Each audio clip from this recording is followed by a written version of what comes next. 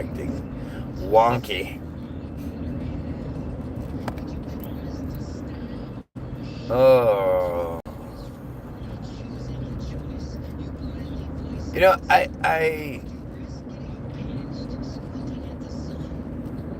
had that week off, and I thought about a lot of this stuff,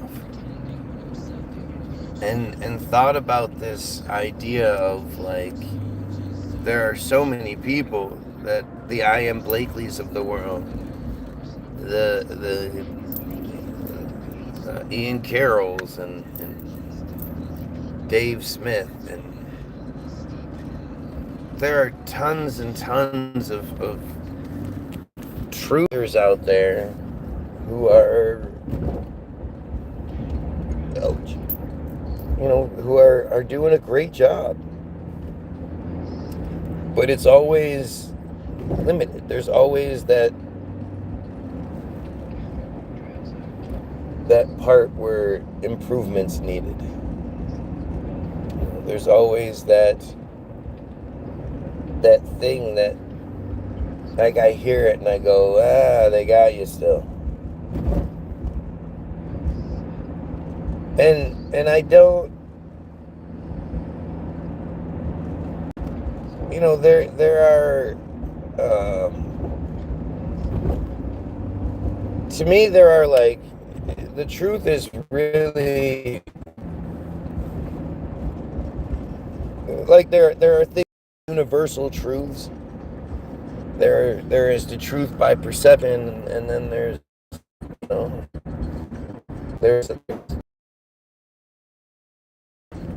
to me, it just seems like, all of my stuff is basically based on the information that we're given, based on the truth that they want us to know. This is why I think this way. This is how, there's a reason for it. And I don't,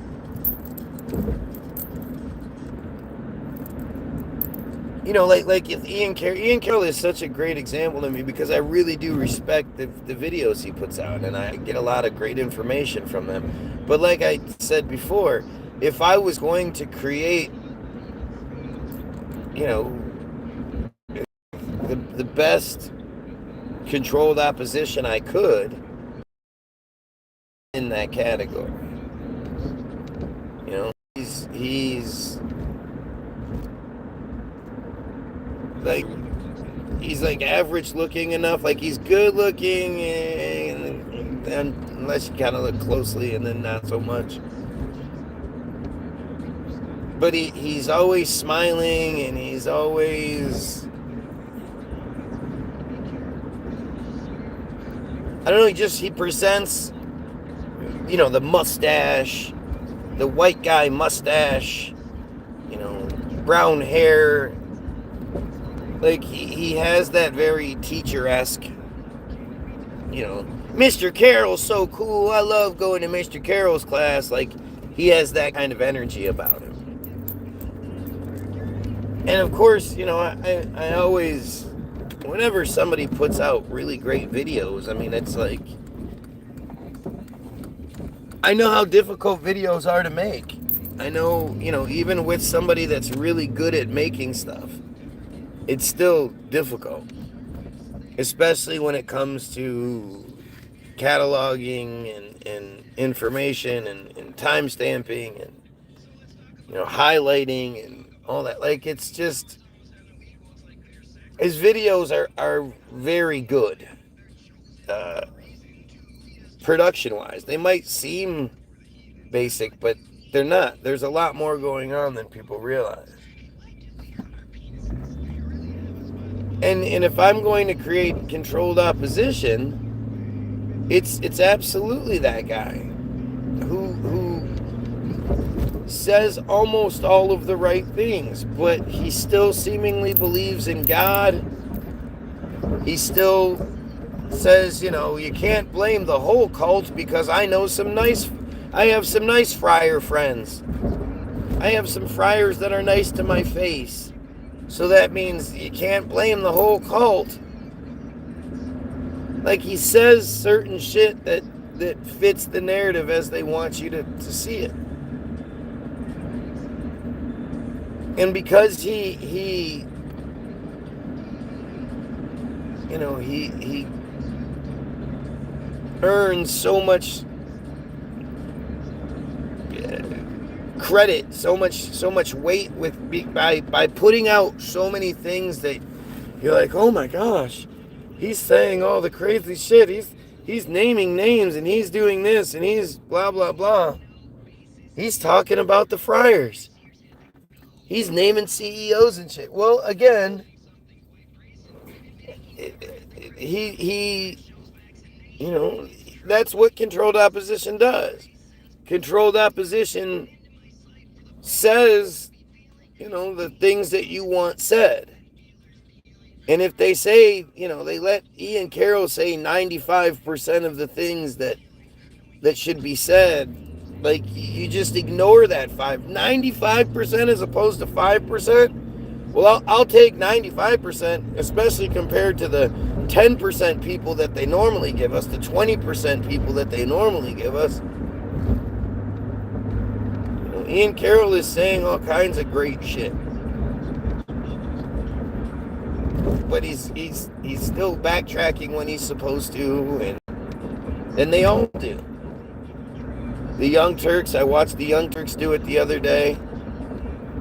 You know, they're trying to, like, frame this idea that us focusing on the friars as a cult altogether is all part of the plan, and you can't blame the individual friars, and, like, are you fucking kidding me? It's so weird. It's just so backwards. Like, I use the example all the time, but is there a good NAMBLA member? Can somebody say to you, yeah, you know, I belong to NAMBLA, but I also, you know, I give to charities, and yeah, so what?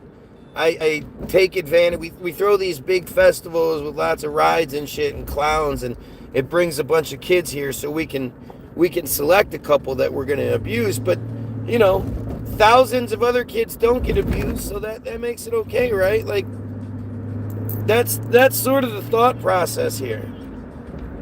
Oh, they're not all bad Jays. They're not all bad friars. Yes, they are.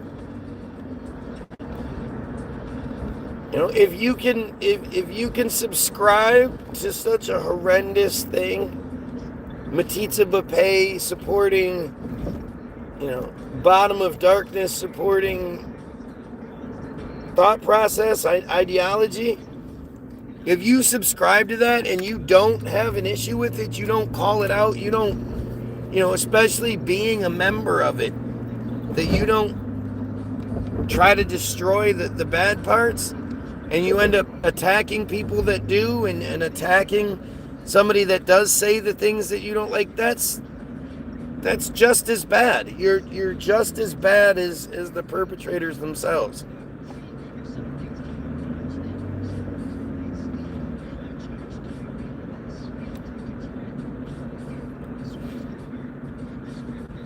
Oh, they didn't come out after.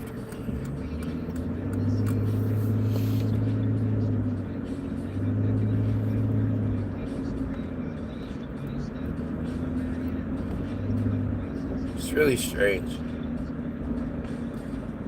It's all just really, really strange. It's strange how it continues to work so well. It's not difficult to see it.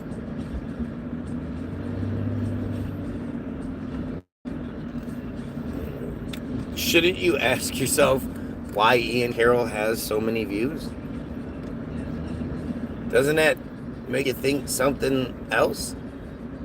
Like, especially if you've experienced a feed like mine, where for years, you know, we get up and then they bring us down, and we rebuild and they bring it back up, and then they knock us back down. Like, it's crazy how it is. Hey, bro, I was a mental patients are on the road with me.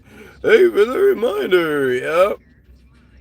We must have a really, really typical Israeli on here. This is see, I'm not dumb enough to fall for Zionism, but this is like the foundation of Zionism. You know, it's amazing how when you actually learn what they want you to learn. I don't ever suggest going to the you know the truther pages or the conspiracy theory pages. I'm never telling you that's where you should be looking. I absolutely wholeheartedly encourage you to look where they want you to look. When you look up, the origins of Zionism, it it it goes back to like everybody loves talking about the Balfour Declaration. But the Balfour Declaration is this small piece. The Balfour Declaration was much later than. They had already been doing all this shit, and they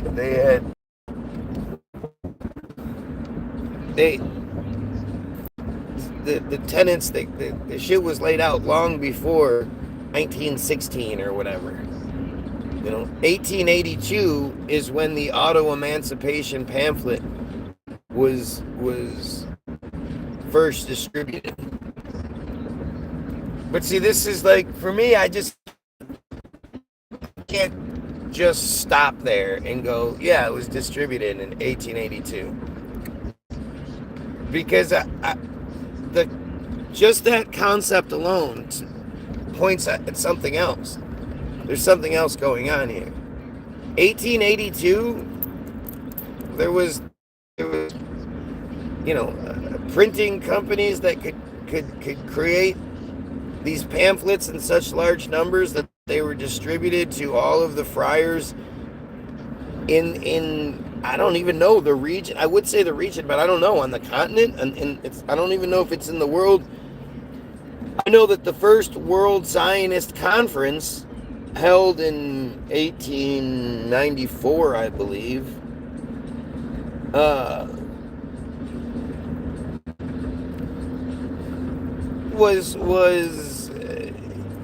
involved hundreds of men from many different countries, and it was held in Switzerland, and you just, like, there's just so much to the narrative that I don't even know what parts to believe anymore. I don't know what parts you believe anymore, because to me it's all just stupid. It's how does that even happen? How do you have the printing press, the printing company?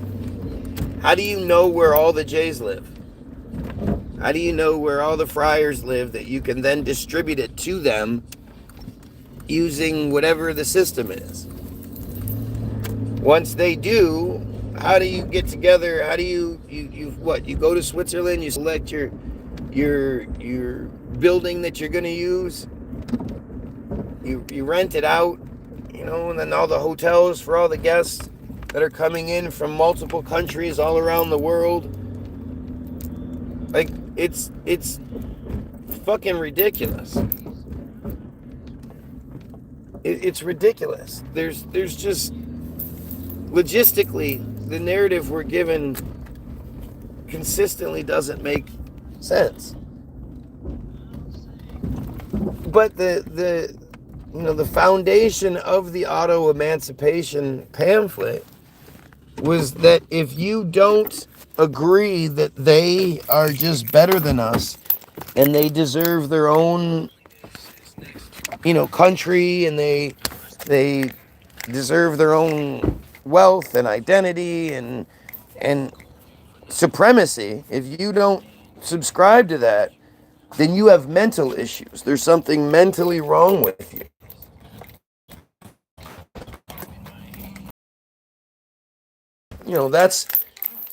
That's basically the argument that you'll ever really get from them. First they might try pulling the biblical card. Oh, it's biblical. It's what we believe in is biblical. It's said by the Bible, blah blah blah. They might try that bullshit. And as soon as if you say anything along the lines of, yeah, well, I don't subscribe to that idiotic way of thinking, then it's immediately that you hate them for no reason. You have a mental issue, and you just hate them. And it's just so typical. So they only have one real, way of fighting. And it's this illogical attack mechanism that they use, but it's just silly. And their whole point is to say that if you don't think the way they want us to think, then you're crazy. And as soon as you start throwing crazy around, I mean, crazy is dismissive, as Dave Chappelle says. Crazy is dismissive. The worst thing to do is to call somebody crazy, because that is dismissive. And when you call somebody crazy and you dismiss it, then you have nothing else. It doesn't matter what they say. You're not going to even hear the words being said.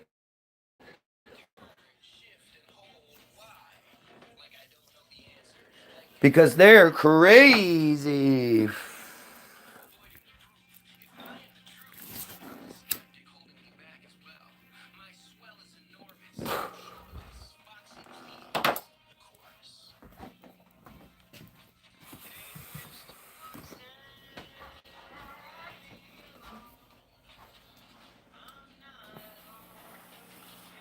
Crazy. Look at this bullshit. 3 viewers? Really? 3? The censorship has gotten outrageous. And I wish I knew what it was for. I noticed it just before the Kirk shooting, that things were sort of getting weird. And then immediately, the day of the Kirk shooting, you saw something else, something drastically different happen. And since then, it's been drastically different. But it also happened to be at the same time when I really started focusing on the Israel Hayom Bottom of Darkness article. The thing I believe to be the most important article ever written. It's so incredibly telling. Especially in context. When you look at the context of the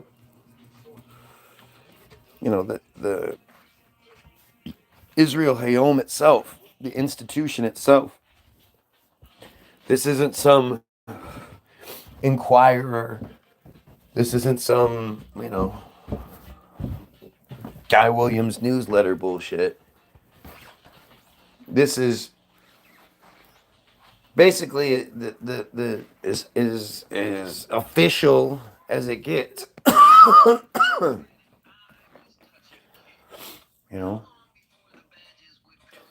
It's the way that they want us thinking. Israel Hayom is quoted in so many different things. I was watching something today talking about I forget the broad's name. She look a Chinese kinda. She looks like she might be like Hawaiian or some shit.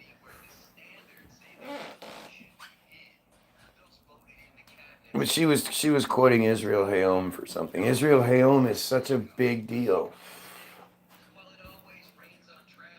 And the crazy part for me too is like you're seeing it happening all over the place, where things that I've been talking about for years are finally starting to come to the mainstream. The idea that Ghislaine was the handler and Epstein was the bitch.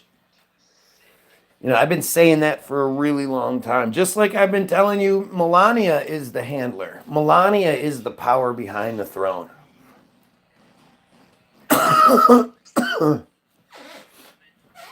Melania is the one that makes that's the direct connection to Israel. She's the heavy duty agent. But I know that I focus on what I focus on because it's the truth. And it's, to me, the number one issue. And I know that I've been doing this for such a long time, and people always tell me I should be focusing elsewhere. And then that thing becomes the thing that everybody talks about. And it's like, oh, well, maybe you might have been right about this. And so I feel like, I can't adjust what I'm doing because it's not the thing that everybody else is talking about. This is the thing that they will be talking about. When they figure it out, they'll be talking about it.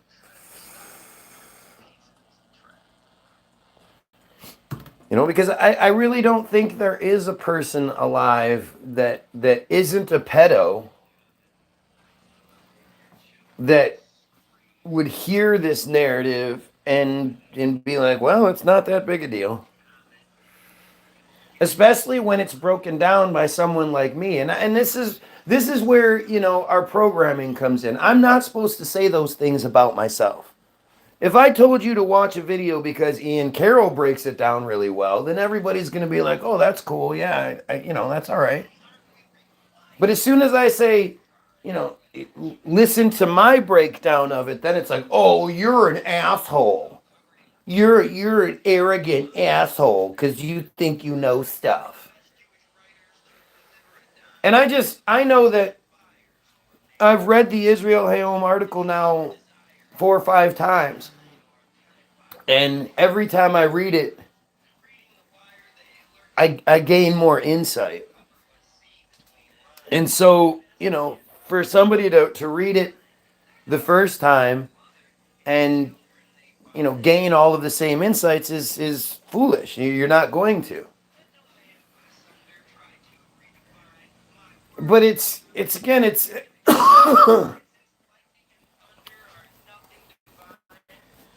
this has nothing to do with opinion. I mean,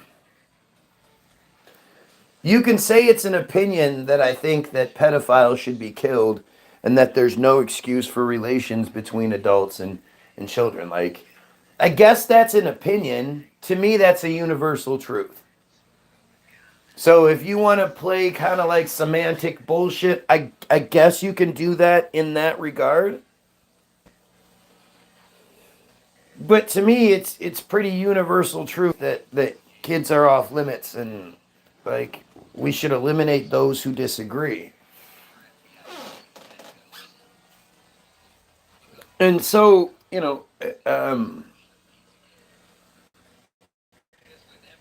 when it comes to this one particular article, I mean, it's just one article.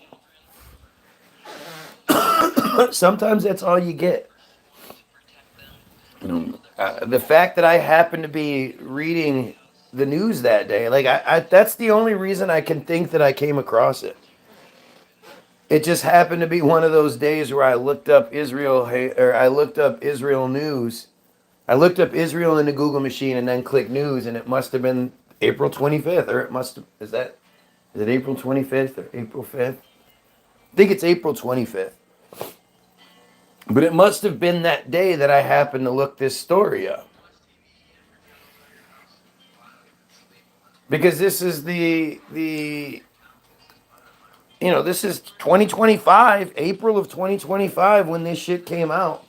Maybe I don't know the date. Maybe it's just April 2025. I don't know. But you didn't hear the world talking about it. This wasn't this story that got picked up by every outlet possible and exposed on the highest levels as it should have been. It absolutely should have been the biggest fucking story in the world. And so why it wasn't is just another piece of the puzzle. Almost, I mean, why did they, other than sort of a flex, why did they do it in the first place? It's one of those articles where I wonder what the purpose of even publishing it was. Because there had to be a lot of hands in place for it to be published. And it goes to the highest of the high. It goes to Trump just admitted that the Adelsons are his boss. That they go in and out of the president's office anytime they want to.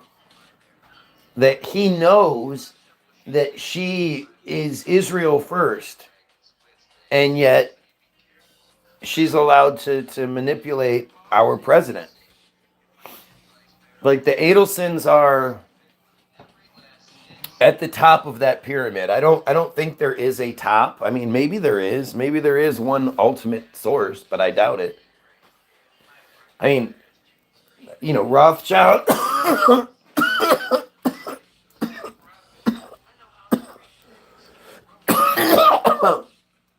Rothschild to me seems like that's pretty high ranking, but the Adelsons are a really, really interesting narrative. And in trying to, when you look up the story, when you look up the origin story, it's going to be the same bullshit it always is. Where, grew up poor, family escaped, this, that, and the other. It's just the same bullshit narrative it always is. And then because of some yada yada, he became one of the most powerful men in the world. Sheldon Adelson is mentioned, but he's not like talked about enough. But again, did you guys see the latest Trump speech? I'm assuming the comments aren't working, or I'm actually assuming nobody's commenting. I don't know. Are the comments shut off on my end? I can't tell. Anybody cares to throw a test comment out for me, I'd appreciate it.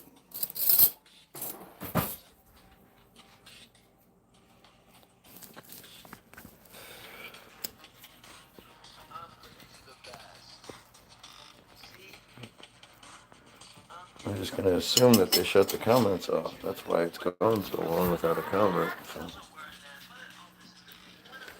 I guess I'll reset one more time and we'll see what happens. Pedophiles, kill yourself.